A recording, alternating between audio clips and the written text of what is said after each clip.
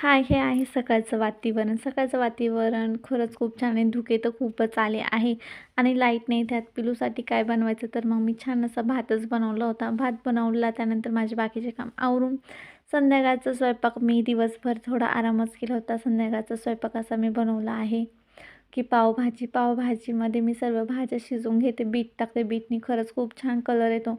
बाकीचं लसूण वगैरे असं तळून घ्यायचं, कांदा वगैरे पण परतून घ्यायचा तेल सुटोपर्यंत. बाकीचे मसाले वगैरे पण टाकायचे. त्यानंतर पावभाजीचा मसाला तर येतोच. पावभाजीचा मसाला टाकला तर आणखी टेस्ट भारी येते. त्यानंतर शिमला वगैरे पण परतून घ्यायचं. शिमला परतल्यानंतर लगेचच टोमॅटो वगैरे सगळं परतून घेतलं का व्यवस्थित एकजीव करून त्यानंतर थोडंसं मॅश पण करायचे टमाटे वगैरे, म्हणजे दिसत नाही, छान वाटते भाजी. त्यानंतर मी हे सगळं मॅश केलेलं भाज्या पण त्यात टाकल्या आहे आणि ते पण एकदा छान असं मस्त हलवून मसाला वगैरे मिक्स करून घ्यायचं. माझ्या घरात तर पावभाजी खरंच खूपच आवडते, त्यामुळे नवीन वर्षाचं काय बनवायचं तर पावभाजी. असं 2 दिवसापासून चाललं होतं पावभाजी बनवून, तर मग आज फायनली मी आज पावभाजीच बनवली.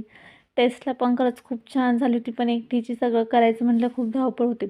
बारीक कांदा कापायचा सर्वांसाठी, तर मी हे चॉपरचाच वापर करते. चॉपरनी खरंच खूप पटकन होतं, त्यामुळे चॉपरच वापरायचा. त्यानंतर पाव पण असे छान गरम करून घेतले तव्यावर, मध्ये पोट फाडलं, त्याच्यामध्ये भाजी भरली, थोडा कांदा वगैरे टाकून आणि त्यासोबत खायला खरंच खूप छान वाटतं पाव. आणि पावभाजी खाणं म्हणजे गरम गरम, हे असं काही झालेली होती माझी पावभाजी. चला तर मग या पावभाजी खायला. बाय.